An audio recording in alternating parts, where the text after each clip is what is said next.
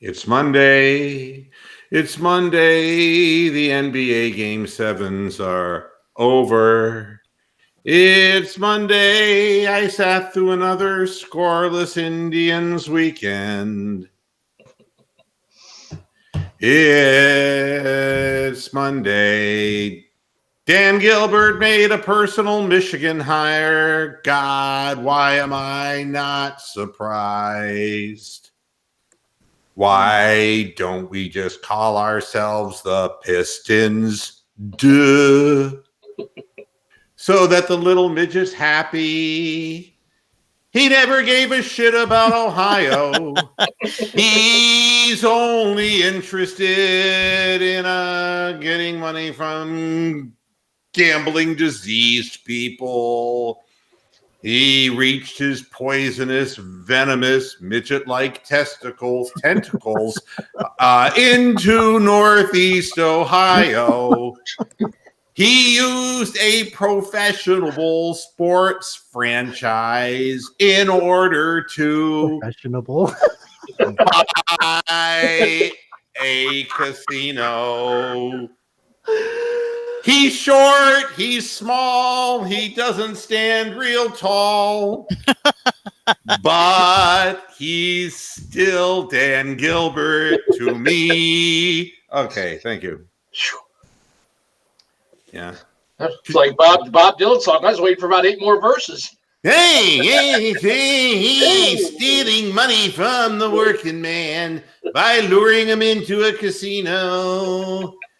But he can't hire Jerry Lewis because he's dead, and so is Dino. I had to find something that rhymed with casino. It never bothered. That's the thing. It never bothered Bob Dylan because he didn't have to rhyme anything. He would say something like, and the world's going up like a big balloon, and that's why we're starving to death. It's like, what am I missing here? You know, another thing that I realize is that it's like a collection of haikus. Yeah. It's interesting. Right now, usually the show would start on my YouTube channel, but now it's not. So now it is when I refreshed it. So they're making changes, but never for the better. I wanted to warn everybody who watches this program that Hangouts on air. Bork is singing Que sera, sera. Hey. Let's wave a goodbye to Doris. That's all. The only thing I can say is, unlike Rock Hudson, at least she never had a dick up her ass. Okay. We just Gilbert Gottfried our way completely out of the sports subject matter. Doris Day, the happiest virgin in the world. Doris Day. You know, I feel badly. 97, Joan, only months before she had her birthday party and she was seen, and then all of a sudden the big pneumonia. And like, you know, when pneumonia hits you when you're 97, it's really difficult. It's really difficult. So, yeah, it's sad to say, but Doris Day has passed away. See, it's like a triplet. It just trips off the tongue, doesn't it? Well, Sooth, I am sad to say that Doris Day has passed away. And her former co-star, dead once gay. Oy vey. Hey, I read something funny about, well, not really funny, but just kind of ironic. According to Mike Love's memoir, Diary of a Beach Boy, or whatever the fuck he called it, Doris Day got her son, who was a record producer at the time, out of the house where Sharon Tate and the rest of the people were killed by the Manson family. Oh my God! You know, yeah, I think his name was Terry Melcher. I think. No, his name was Just Another. Oh, Just Another. Okay, and Paul McCartney later wrote a song all about it. All right, so here we go. It was an interesting weekend in the wide world of sports. The Cleveland Cavaliers is hired. Is it beeline, as in I'm going to make a beeline, or is it byline, or is it's beeline? It's beeline, as in we're going to make a beeline for the exits. We don't win some damn games next year. But everyone is saying, this was really an ingenious hire because we got him away from Michigan. And you see, it's interesting because you look at this guy's career. He's been everywhere, man. He's been everywhere. I mean, you look at this guy. He started coaching community college, high school, community college. He went, listen to some of the schools. Division III Nazareth in Rochester. That sounds like a religious black university. That was a Jack Benny reference. Come on, folks. Stay with me. Mr. Bennett. Rochester. Oh, my God. So, he coached just 1 Speaking year. of B and the A, Jack Benny. Here you go. Only 1 year at Nazareth and Rochester. I wonder why. He coached just 1 year, but he went 20-6 there. But he moved up to Division II with Lemoyne College. Yes, Lemoyne. Now, if it were Des Moines, I know where the fuck it was, but Lemoyne is next to Syracuse. Okay. He spent 9 years at Lemoyne. 9 long years. They don't plant taters. They don't. Yeah. He was 163 and 94 at Lemoyne. All right. And he scored 2 co-eds, which is really kind of cool. He made the leap to Division I, but not in the way most people do. He went to Canisius. Freaking Canisius. Gesundheit. Yeah, what in the hell's going on here? Look at you with the slick hair today. Rebuilding his room, I think. It's Derek fucking Frisbee. All right. Yeah, what's up? All right. So, According to Brunk, he knew his mom before she was a virgin. turn your Kiss my microphone down, ass. Derek Frisbee, because Hold on. I have you turned all the way down and you're still coming through loud and clear. I can't understand that one either. All right, is it any better? Are you with me, Derek? Any better? That's a little bad. Yeah. Okay. Bravo. Okay. Good to have you on board, Derek. I'm glad that you found your way back into the program because the program has really been great without you. Hey, well, never mind. I'm not going to say it. Don't even bother. The Canisius, he went 10-18 his first year with Canisius, which might have spelled the end of a coaching legend, but no, he turned Although it some around. people do call it Canisius, but No, it's Canisius. Canisius. Forsooth. That's for Canisius. I knew him. Hey, I don't know what the hell Canisius is. Canisius sounds like a fucking Yiddish food. What the hell do I know? No, that was their name. They're fighting Canisius. no, that's Gunnish. Oh, That's for Canisius. It sounds like something from a Shakespearean play. It I'm does. glad I haven't missed much. No, you haven't missed much. So he was 86 and 62 at both Canisius and Canisius, okay? Then he's leaving New York for the first time. Can you believe all the way? I mean, we're talking like 20 years. This guy has never been out of New York. I mean, job-wise. I'm sure he went on vacation. But job-wise, he finally got a job at Richmond, coaching the Spiders, and went 23-8, winning a game in the NCAA tournament. He ended up going to the NIT twice and had 100 wins in 5 seasons. But his big break finally came when he got the big-time job at West Virginia. You remember West Virginia, he was fortunate. He got out of there before black lung killed him. He started out with a 14-15 season, but after that, wow, he had 4 straight winning seasons, and that was great for him. And then Michigan came calling, and the rest is history, because once you end up in Michigan, the little midget, Dan Gilbert, says, "No, down here, I'm Once you're Look for the in, garden gnome sitting on the dais. That'll Well, be Dan Gilbert. that would be Dan Gilbert, yeah. But you know something? I want to say this because he really has been a very fine coach. Beeline has been a very good coach. He through his has years. been a very nice has-been. Yeah, And now but- he's a never was.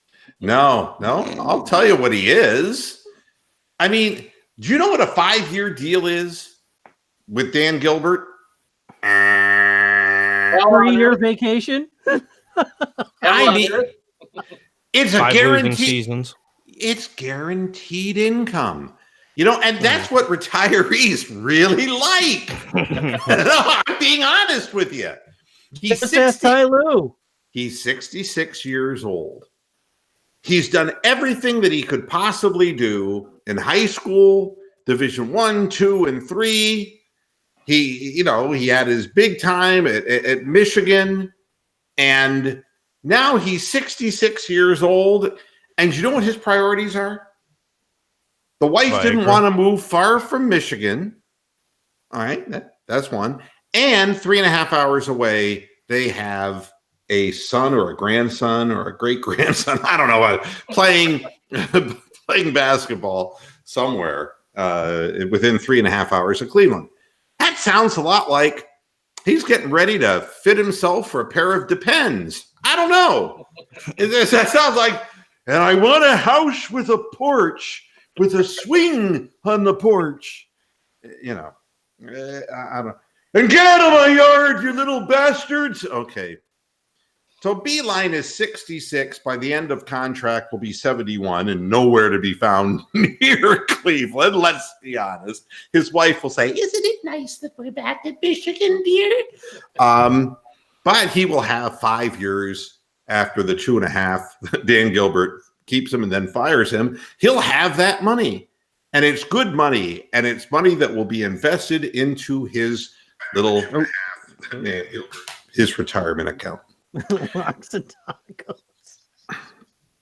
So, yeah, but I think the guy's a great coach, but, you know, it's one thing coaching college players when they're not earning anything and you are the head coach.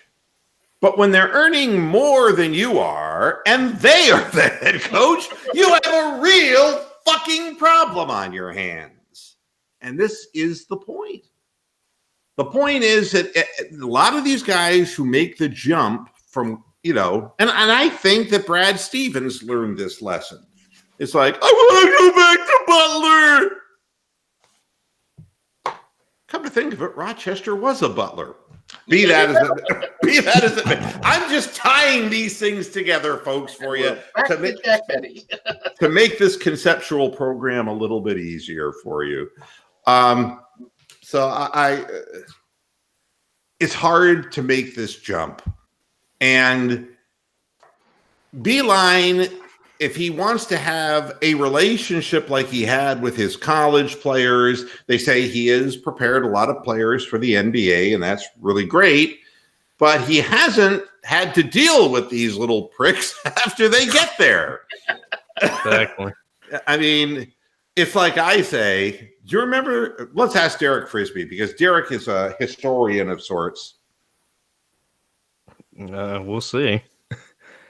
What did Will Rogers say? What was his famous quote, Derek?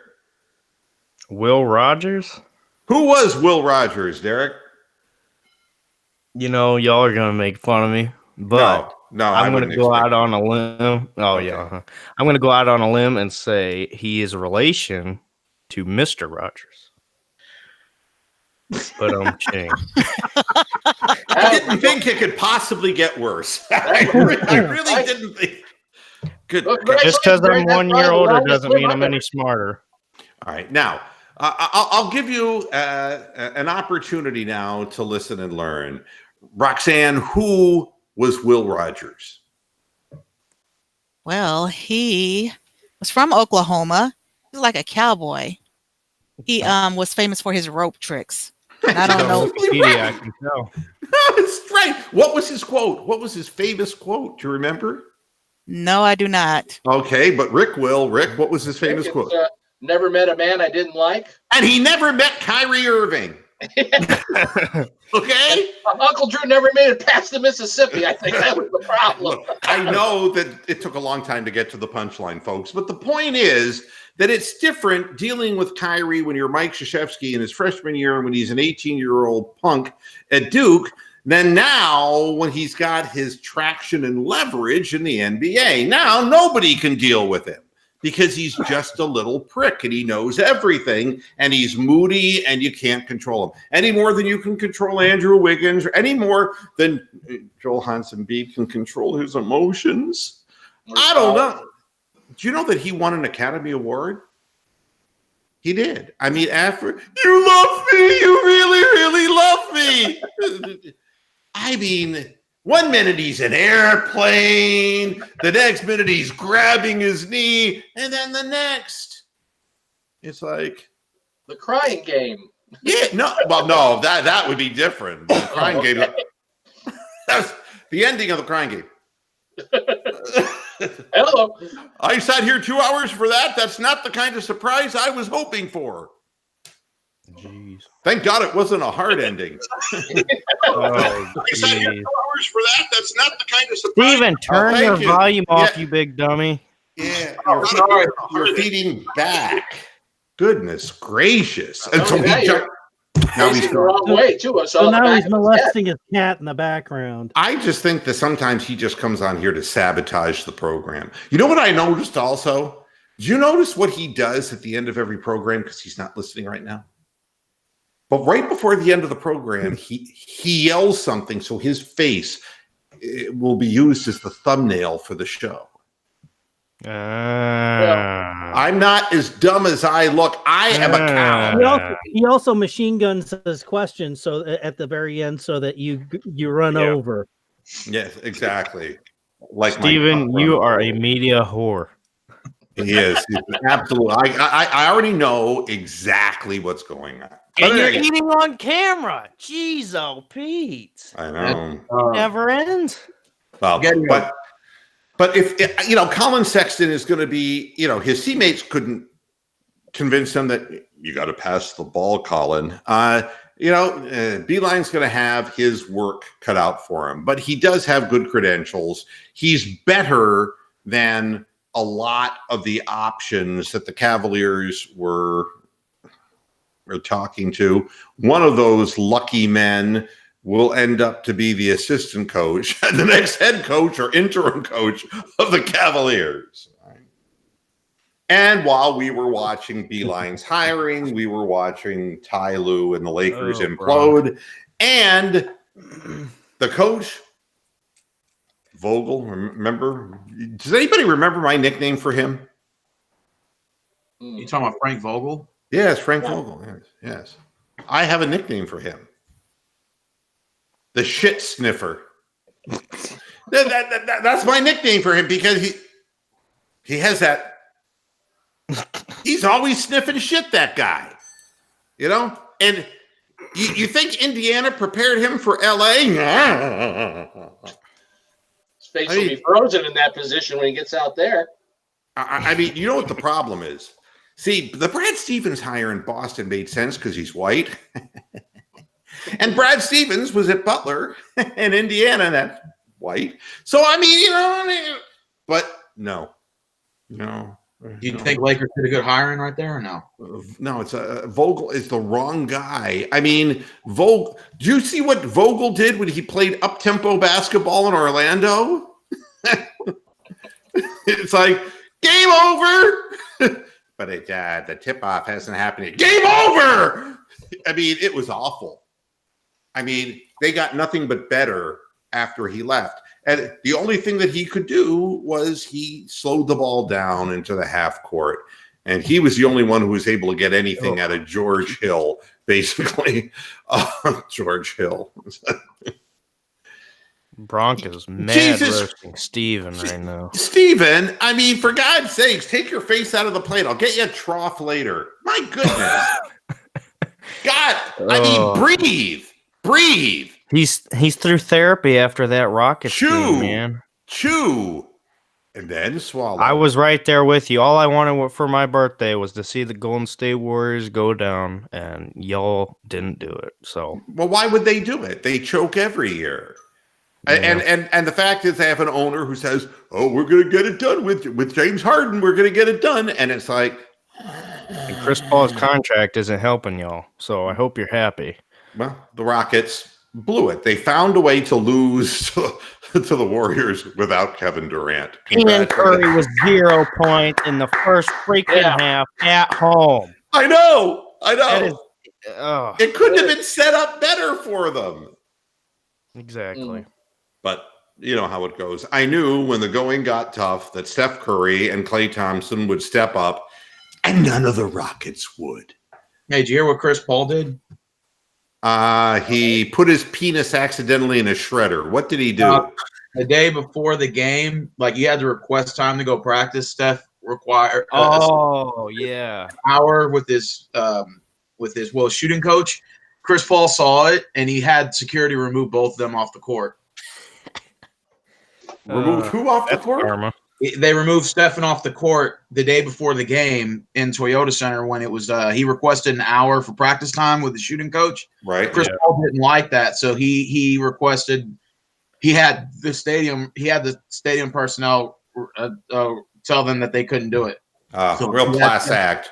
That's Yeah. karma. That's what that's called. That's Karma. why if you look after the game, Stephen Curry said, "Kick me off the court again," or something like that. If y'all watch that clip, Yeah. that's what he's referring to. Locker room, Bill, what do they call it? Locker room, Bulletin board material. bulletin board material, right? That's really smart. And that's what you want from your leader, Chris Mhm. Paul. Yeah. Exactly. Class Eating act that minus the contract. scale. Now, here's another thing that I wanted to point out, that there is a strange justice in sports. I've never seen a ball bounce 4 times on the rim from a corner three like that before. But, there's a type of justice involved in the game, and that it was Kawhi Leonard who did it. I mean, here's a number of things that I can say about Kawhi Leonard. He's worked hard on his game from the time that he came from San Diego State up to the Spurs. He had to pretty well live within Pop's system, which doesn't develop superstars, but really accents the 5-man kind of thing. It probably hurt him financially having to blend in with those other guys. And when he finally decided it's time for me to move on, and he chose his destination, which many people feel is not his final destination, and they said, "Why Canada?" But what Kawhi Leonard did is he improved his stock, just as he has every year he's been in the NBA. And the way he did it was to take a team, and he wasn't going to get no help. I mean, it's like Kyle Lowry. "Oh, my thumb. Oh, my other hand finger. Oh, there's something wrong with me. And oh, I have a built-in excuse to fuck up again." Mhm. But Am I- no. Go ahead. Am I the only one who thinks that the perfect place for Kawhi would be to stay in Toronto? No, I don't think that there's any reason to say that. I mean, look, he wanted an opportunity to be the guy, but he's a hardworking guy. It's not like Kyrie, who felt that he ascended to it just as a matter of a chronological time process. And he doesn't want the celebrity status. That's the thing. In Toronto, they got good fans, but it's not the media of an LA. It's not. And he can still have a good team. Obviously, you're seeing them in the playoffs, doing what they do. So if he stays, he can have that same team. Hopefully they can bring in around him, or at least more. And he cannot be pounded with media. I just think it's the perfect place for him. No, I think it's a good place for him. And I think that when the shot fell, the first thing that went through my mind was, God, all of the Embiid hype we've had to listen to the process and his nonstop jibber jabbing about, the process, and Ben can't shoot the ball Simmons and why he was the next great thing. And All the hype was on those two guys on that team, and the guy who stepped up and surpassed the hype of both of them combined kept scoring 38 and 41 points a fucking game to single-handedly win the series for his team. And if you go back and look at that clip of the shot, it was Embiid and Simmons were supposed to double team him, obviously with 2 seconds left. Embiid was partially all over him. Simmons was to start, and then Simmons just totally gave up and said, "Oh, here you go, Embiid." If he stayed on him, there was a chance that shot never got off, and they went into overtime. So that just shows you can't always count on young guys, especially guys who can't shoot freaking threes when you're a point guard. Like, one thing I will never understand, and it's like, okay, I've been watching the Raptors for many, many years, and it's like I've seen Lowry chuck up balls that were nowhere near anything. I was watching, the guys on their team, I mean, they were passing up shots. yeah. I mean, that they didn't want to be the one. I mean, and Kawhi was forced to shoot more often than he usually does because the other guys were just flat out. I mean, really, you shoot it. yeah. I mean, Marc Gasol finally made 1 or 2 toward the end of the game, but the whole series he's been exceedingly tentative. And I'm blanking on the guy with the long arms. Why am I blanking on his name? Number 43. Why am I blanking on his name? No, not Ibaka. Ibaka had a good game. Sakim or something like that. Yeah. Siakam. Whack'em, flack'em, whatever. Siakam. Siakam was passing up, open 2-point shots. He was passing them up. So, at the end of that game, wouldn't you design a defensive play that just would do everything you could do to prevent getting the ball into Kawhi Leonard's hands? I mean, but I've been watching this my whole life. It's like, Lenny Wilkins. It's like, okay, let him throw it into Jordan and hope that he doesn't beat us. Game 5. There you go, Craig. Go get it, boy. After the game was over, the Raptors head coach said that play was designed for Kyle Lowry to take the last shot, not Kawhi Leonard. They just so happened that Kawhi couldn't get open, and so Leonard ran around and they gave it to him. I mean, the thing that's amazing is, first of all, what coach would draw up a play for Kyle Lowry? Because the guy's the biggest choke artist I've ever seen in the playoffs. And what he does, not only does he choke and lose, but he commits technical fouls and gets thrown out of playoff games. We've seen that before, too. But you would think that if there was one guy you just didn't want to get, his hands on the ball, but I would watch it with LeBron. It was like, and here's the inbounds play against the Orlando Magic. The ball's thrown into LeBron. He shoots it. Good. It's like, well, what did they think was going to happen? I mean, it's the same thing with the Chicago Bulls. LeBron for the corner 3. Good. It's like, why is he open in the corner? You mean Jordan? You said LeBron. LeBron in the corner. Bulls? Yes. No, he meant when he played in Chicago and hit that final shot. Yes. Okay, I thought you were talking about Jordan. No, I'm not senile yet. I know he's talking about. Yes, but I mean, how did they allow? I mean, do you know how hard it is to allow an inbounds play to a man in a corner when the 2 sidelines are defenders on the play? All you have to do is guard him from one fucking direction, and he can't get the ball. And not give up and walk away when you're supposed to stay on double coverage. Yeah, I mean, you got to admit though that shot that Leonard took at the degree of angle, like his probability of making it 5%. Considering Joel Embiid and his tall, lanky butt on him, you would have thought that shot wouldn't have gone. I didn't think that shot was going in either. Well, let me tell you, he didn't think it was. Embiid was hunched over instead of upright and defending the play because his leg is not so good, and he did not want to run into him after the shot and draw the foul. So in the end, yeah. I mean, but I'll go down with my Top Gun every time. I mean, if it's up to me, I'm just going to say get the ball to Kawhi Leonard. He scored, 38 points or whatever he had up to that point, and it's like, hey, what's 3 more? If I'm the 76ers, and obviously part of the process is not keeping the ball out of the hands of the best player. Now, afterward, of the other team. Now, the other thing I can tell you is that Embiid, after crying me a river, go ahead, Roxanne. I'll pass on that one. Okay. Thank you. That's good. Just for that, I'm going to go ahead and sing it. I'll Cry mute. me a river, cry me a river. I've cried a river over you. Okay, thank you. Yeah, I mean, after crying like a little baby, he stood up in front of the press and said, "Those people who are saying that the coach is going to be fired, that's bullshit." And it's like, that word bullshit keeps coming up.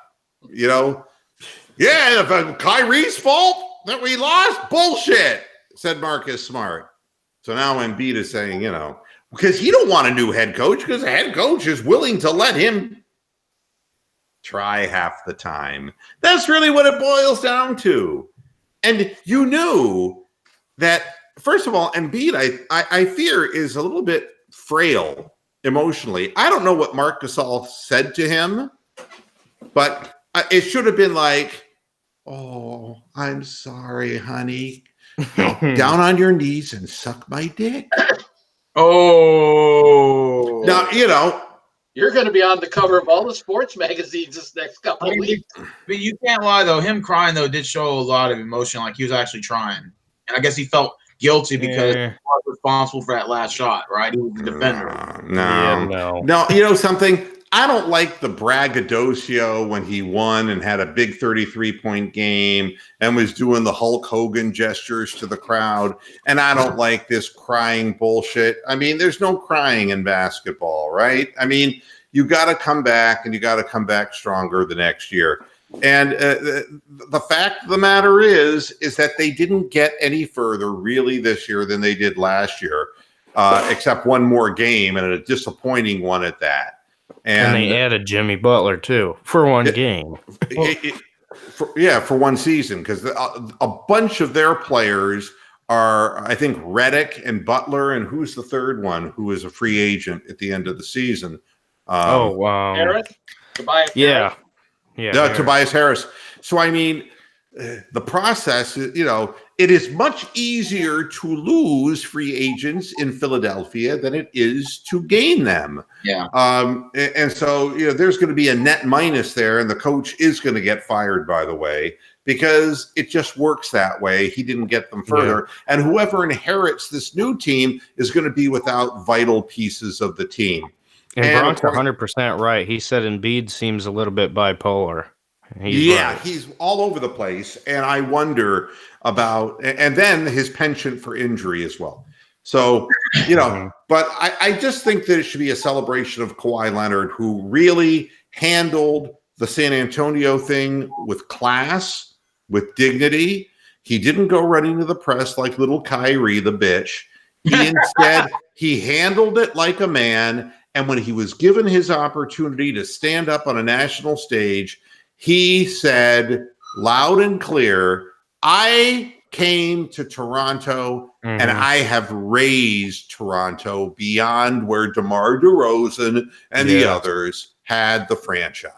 So, and it was almost a sigh of relief for him, because he nonstop hearing guys like Skip Bayless, "Oh, he didn't step up and do big things," and all this with his uncle or whoever was representing him. This last shot was kind of just like, okay, I can do it. It's take a breath. We can do this. And Mr. Moohead, isn't Kawhi Leonard scoring a quiet 38, 41 points? Like, it's not an explosiveness that you hear from these other stars making the points. Well, I think what it is more than anything, Stephen, is that it's, with the exception of that one really fantastic reverse layup with his left hand, he isn't trying to be Uncle Drew.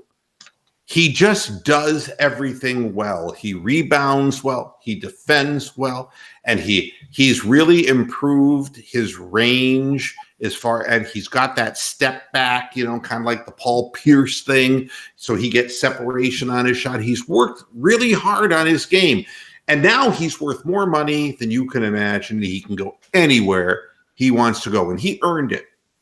He's earned it, regardless of what happens to the next round. He's earned it. I'd love to see him play. Huh? I'd love to see him play. Yeah, well, a lot of it has to do with the league itself, and I don't know what's going to happen with the Lakers, and I just can't imagine Frank Vogel in Hollywood land. I mean, I don't like that deal either. I mean, it just doesn't.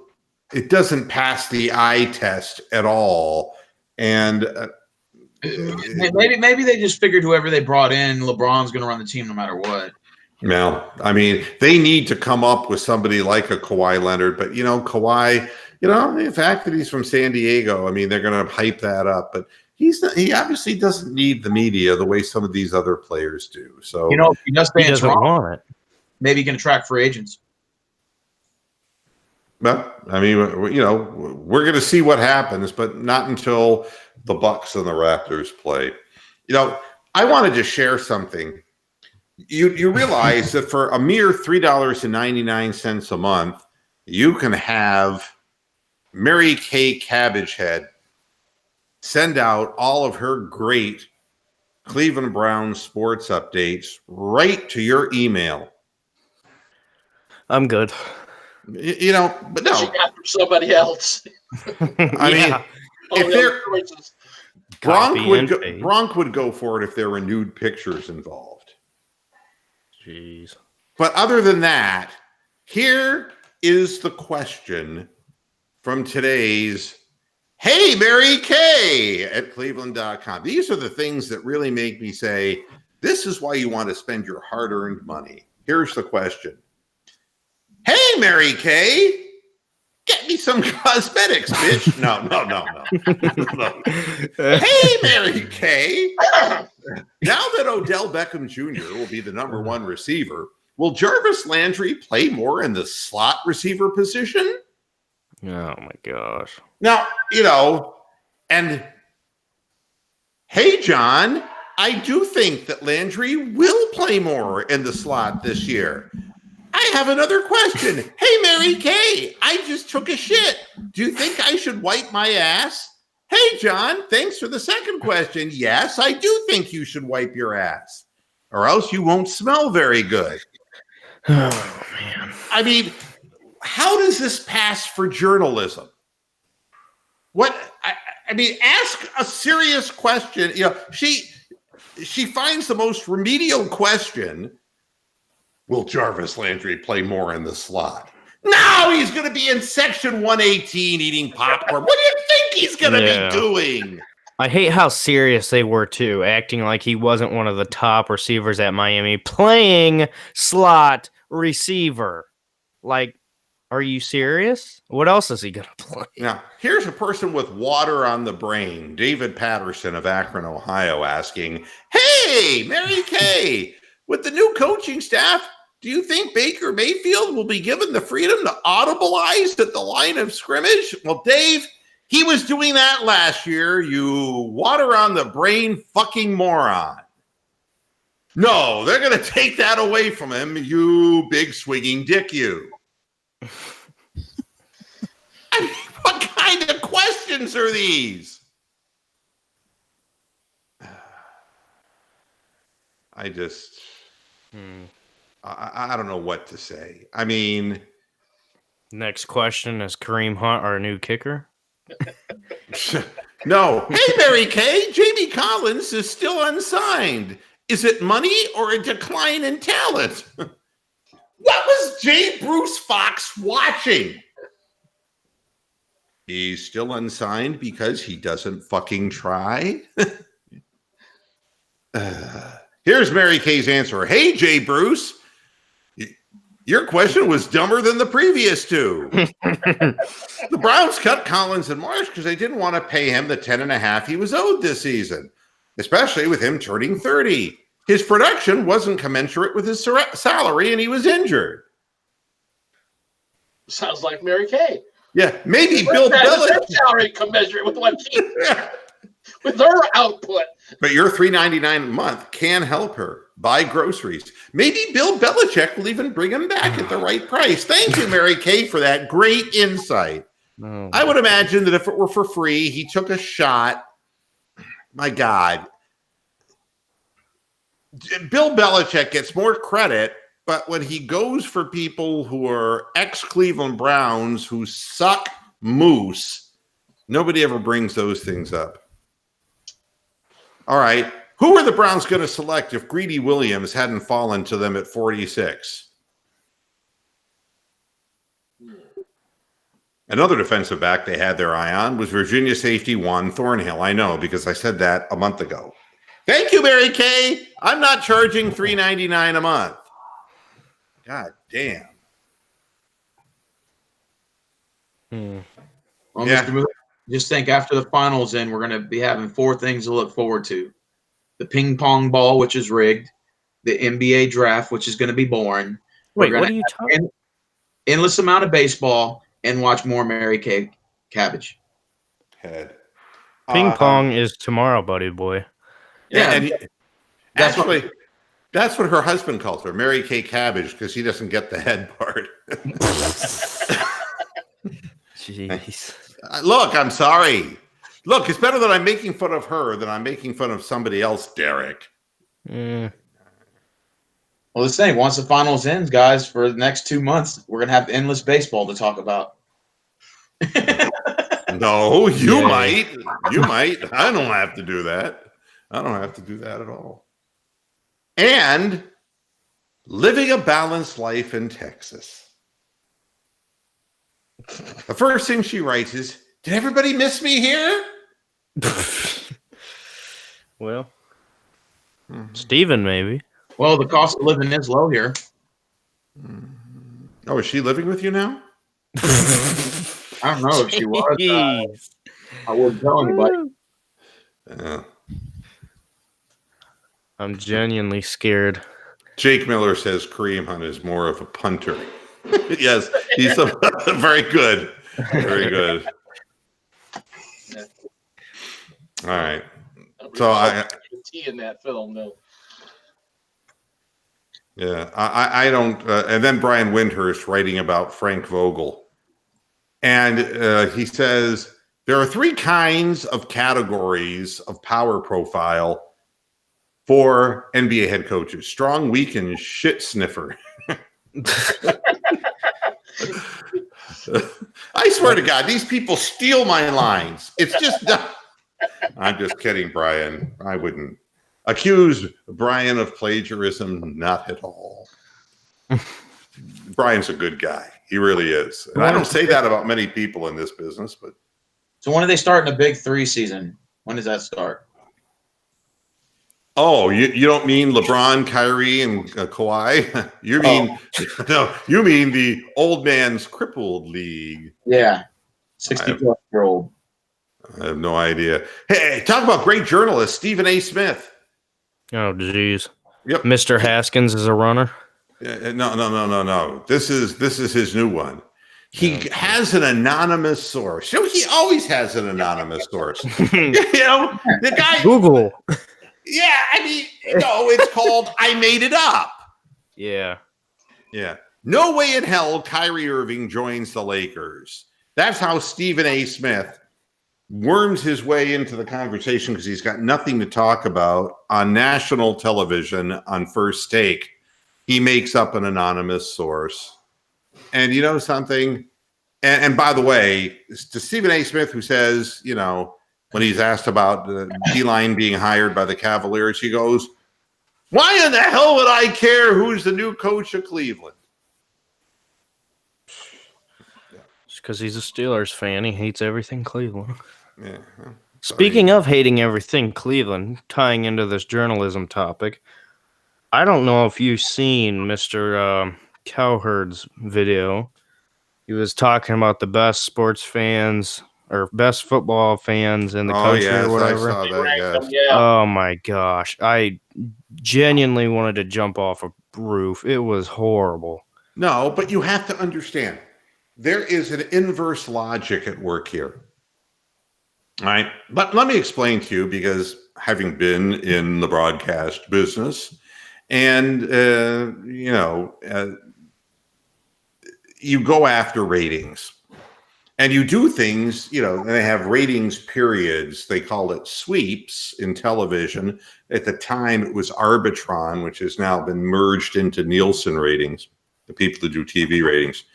And, you do stunts. You did promotional stunts during the Arbitron ratings books, or Nielsen ratings now in radio, in order to build up your audience, Now, if you're Colin Cowherd and you're basically trying desperately to improve the number of people who are watching you, what would you do?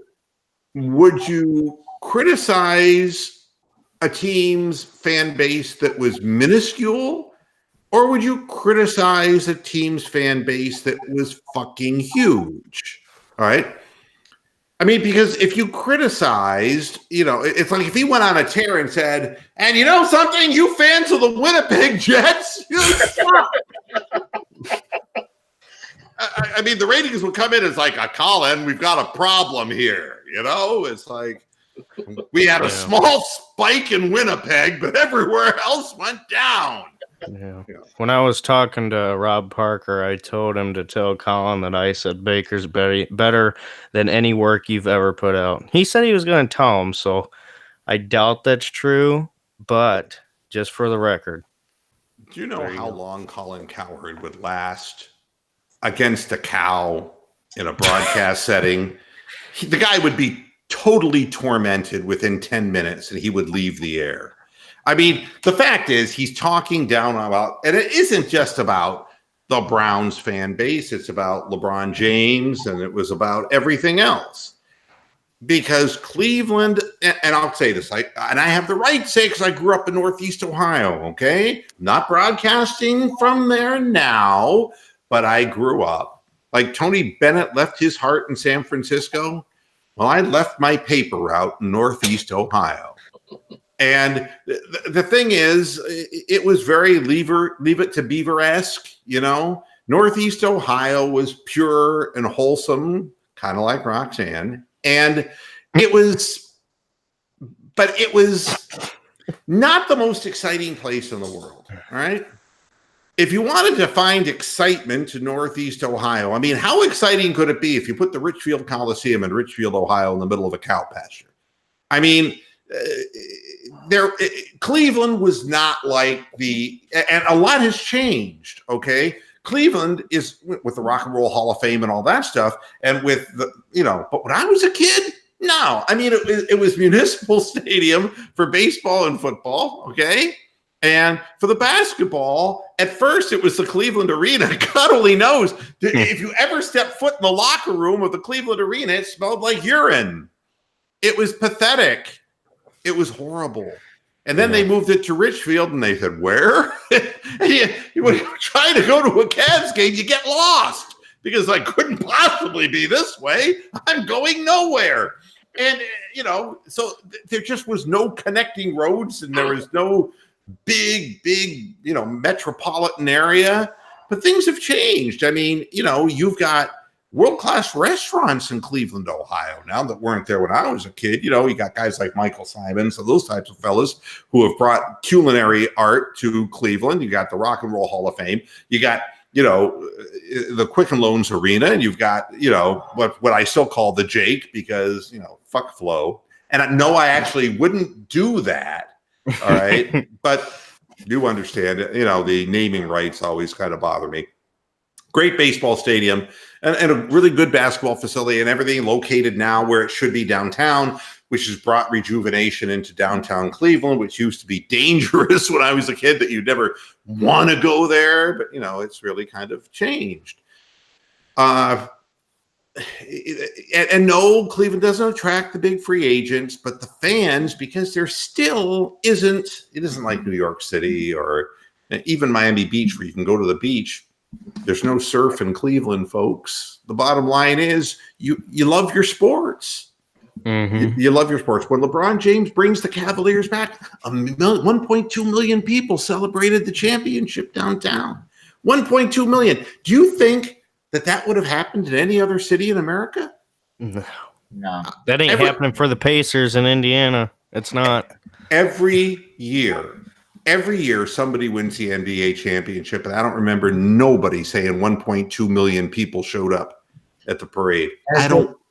It's good seeing an underdog too from a small market city, as opposed to the LA's and New York's or whatever that are win championships. People not going out in New York. I mean, if they have a parade, maybe if the Knicks won, people would have a fucking stroke. But I mean, besides that, it's like if the Yankees win the World Series, it's like, okay, there's next year, we'll win it again. It's not a big deal. I mean, see with the Patriots. Nobody's going to show up to a parade. Not 1.2 million people in the most populous city on the East Coast. It's not going to happen. And it's not going to happen in Los Angeles. Dodgers win the World Series. It's not going to happen. But in Cleveland, it's just that tight. Everybody cares that much. And the Cleveland Browns, oh, man. I mean, if the Browns are 3/4 as good as what I hope they'll be, and if they make the playoffs, it's going to be rabid. Because there's two things. One, just making the playoffs. But then the feeling that Baker's not going to choke in the playoffs. You just know that Baker's going to have his best game in the playoffs. And I hope. No, I don't even have to hope. I can tell by looking at the guy. I can tell that this is what he lives for. He eats and drinks and breathes this shit. It's what he does. But the fan base is rabid. And they want to win, and they are sick of being the laughing stock of the league. And the fact is, when you say something critical of the Cleveland fan base, you're going to get a massive reaction. Yeah. And that's exactly what Colin Cowherd wants. And to say they're not loyal is just absolutely ridiculous. Well, that's not even. It's to take from Stephen A. Smith, that is blasphemous. Yeah. Well, but again, it's easier to say something to get a cheap reaction, like yelling fire in a crowded theater, than it is to actually run a program that has any kind of content in it. Mr. Wood, let's not even talk about the Super Bowl. Imagine if Cleveland had hosted a wild card game at home for the first time since I don't know when y'all's last home game y'all hosted, but a playoff game. But you could just imagine how many people y'all going to have tailgating, let alone inside that stadium. It's going to be amazing. And one of my biggest complaints was I felt that stadium was the wrong stadium. They really did a lousy job in building that stadium because it's cold and feckless. It really is. And it's going to have to be the fan base that turns this into a rollicking place. And I know that they said that they're going to try to make improvements to the stadium and this and that and all. But the fact is, it is a real sterile looking place, and it has been a non-advantage to the Cleveland Browns. And I hope that with more excitement inside the stadium as far as the games and the fans, that it will be more so of an advantage.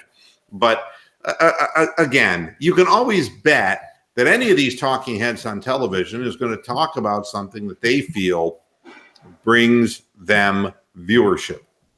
That's, the difference between this program and that is that, first of all, I don't market it. And second of all, I don't give a shit what you and you and you and you think. I think you're all a bunch of homos. You. It doesn't make any damn bit of difference to me, because you're going to listen to what I have to say and you're going to say that fat fuck's full of shit. Or you're going to say, hey, he made a few good points, but I'm not going to listen to it for a whole hour. Whatever you're going to say. But on television, they replace you if you don't do well. And the streets are lined with the carcasses of previous talk show hosts and sports television that just couldn't make it anymore. And they disappear, they vanish, and you never hear from them again. So, That's how he makes his living. So I don't pay attention to Colin Cowherd. All I know is that somebody knew something by putting the Browns on Hard Knocks. Somebody knew something. You don't put a bozo fan base, you don't program something weekly on HBO without the expectation of return. And you saw the ratings were through the roof on that. So obviously there are plenty of people out there. And every city I've lived in, by the way, whether it was in Spokane, Washington, in Danville, Illinois, home of the pedophiles, or Flint, Michigan, or Binghamton, New York, there were Browns backers clubs in every city I ever lived in. I never would have had to go without watching a Cleveland Browns game. Now, if you remember back in the day, if you didn't live in the area, you couldn't get the games unless you had a satellite dish. But you know something? There was a bar in every city that showed Cleveland Browns games. In Greenville, South Carolina, there's a bar that shows Cleveland Browns games every Sunday. In Greenville, South Carolina, Bubba's sitting there going, yeah, go Browns. I mean, it's like pretty impressive. Everywhere I've been, yet to be one city that didn't have a Browns backers club and a facility that showed the games, a bar that didn't show the games. So that's how I watched every Browns game when I didn't live in Northeast Ohio anymore. So there's obviously something to it. All right. We get to say one last thing. We'll start with Steven. What's the one thing you want to say? I'm going for the Toronto Raptors to win the whole thing. And that's what I want to say. Signing out. All right. Roxanne, what do you have to say? Have a great week, everyone. Boy, that was really generic. Yeah. Very Go clever. Indians. Damn. Rick. Fingers crossed for the lottery tomorrow. Let's see how these ping pong balls roll. What do you really think is going to happen, Rick? I'm going to New York. Yeah. I already got a bet on that. Second pick, depending on who it is, it's either going to be John Moran or R.J. Barrett, I'm guessing. Probably between us and Phoenix. Yeah, and I have a feeling that, there are many miracles. The 4-bounce three by Kawhi would be one of them, yes. And the Cavaliers winning 2016 would be one of them. And there's just so many, too numerous to mention, that are miracle endings in sports. And Dan Gilbert's son, surviving a major operation to still be alive today is the greatest miracle of all. And to put things in perspective, his presence there is not going to guarantee the Cavaliers do better or do worse, but it's wonderful that he's still with us. I think that's a great thing, and that's the miracle in and of itself. But I do believe that the Cavaliers, we've been blessed with so many number one picks, and we all have a 14% chance, the top three teams, right? Mm-hmm. 14. I'm sorry? Yeah, 14%. 14%, all right. So I wouldn't be surprised if we fall out of the top three. I would not be surprised. And the reason is the odds keep flipping a coin and flipping a coin and flipping a coin. And the more you flip it, the more things normalize. And I have a feeling that might be the case. Derek, what do you think? I hope Cowherd's show gets shut down. I hope the Raptors. I hope the Raptors win too. I've decided that they're going to be the team I root for in the playoffs. And with that being said, have a good rest of your week. Go Indians. Go Indians. No, not interested. And take it with you. Not interested. You guys are beating the White Sox. I got the White Sox the next two games. You're going to crush them. Thanks, everybody, for tuning into this edition of Moohead Radio. It's been so nice being with you. I love all the things you say and do. My world, you're my world. You're every breath I take. You're my world. You're every move I make. You really are. Thank you. And I do appreciate the fact that about 100 viewers are sticking with this program during the desolation months, and I do appreciate that, because all hell will break loose once the brown season starts in earnest. So thanks to the loyal ones. I will not forget you, and I know who shows up into the chat room, and I'm grateful for those people as well. Thank you. We'll be back again on Friday for the next installment of Moohead Radio. Until then, hasta la vista, Pastor Heads. Good night.